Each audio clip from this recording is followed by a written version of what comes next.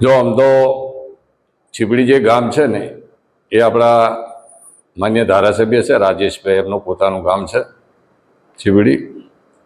અને આ રસ્તા ઉપર છેલ્લા 2-3 વર્ષથી પણ મોટા ભાગે જોઈએ ને તો મોટા ભાગે બધા જે ખનન કરતા જે માફિયાઓ ખરા ને એ મોટા ભાગે બધા ડમ્ફરો રાત દિવસ નીકળતા હોય. એ રોડમાં એટલા બધા ખાડા પડ્યા ને એટલો બધો ભ્રષ્ટાચાર થાય છે. મેં અધિકારી સાથે હમણાં જ વાત કરી.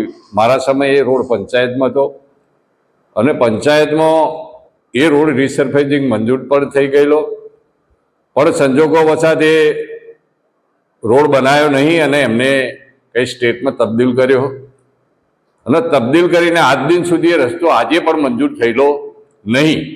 એટલે આ રસ્તા ઉપર એટલા બધા ખાડા પડ્યા કે વાહન તો શું પણ માણસ પણ નીકળી શકતા નહીં. એટલે એટલો બધો ભ્રષ્ટાચાર પણ એટલો બધો એમના જ મળે તેવો બધા ભ્રષ્ટાચાર કરે. અને આ કોઈ છોકરાઓએ ઓથોરિટીનો છોકરો હતો, એને કોઈ સોશિયલ મીડિયા ઉપર આ રોડની કંઈ મેસેજ આવ્યા છે તો એને કોમેન્ટ કરેલી, તો એમના જે મળતિયાઓ બધા ખરા એની ઉપર ધસી પડ્યા ને એને ધાક ધમકી આપીને આપણે કપડોનો જે કોર્ટ છે એની સામે એને ધાક ધમકી આલી અને એને માર્યો એવી મને ખબર છો. તો લગે છોકરાને ખૂબ મારવામાં આવ્યો. એટલે આવી રીતે અહંકારમાં જે આ લોકો બધા ગળાબૂટ થયા છે. એટલે આવનારા દિવસોમાં તમે જોજો, કારણ કે જે પ્રજાના ટેક્સના પૈસે જે લોકો માલામાલ કરી રહ્યા એ જ લોકો આજે પ્રજાના જે પ્રશ્નો છે એને કોઈ વાચા આપે એવા લોકોને ધાકધમકી આલે છે. આવનારો સમય એમની માટે ખૂબ કઠિન રહેશે. અને વિકાસના નામે આજે મને પોતાનો અનુભવ છે.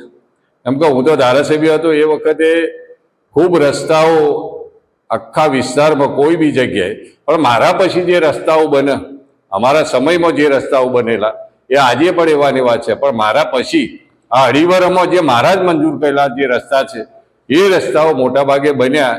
એ તમે જુઓ 2-4 મહિનામાં નીકળી ગયા. હજુ તો ચોમાસાની શરૂઆત છે. હજુ તો આપણે 4 મહિના વરસાદ સાથે પાણી સાથે ગાળવાના છે. એટલે ભગવાન જાણે આ સરકારમાં અને આવા જે ધારાસભ્યો છે, હમણાં માતરના પણ ધારાસભ્યશ્રીએ એવી વાત કરી રસ્તા માટે.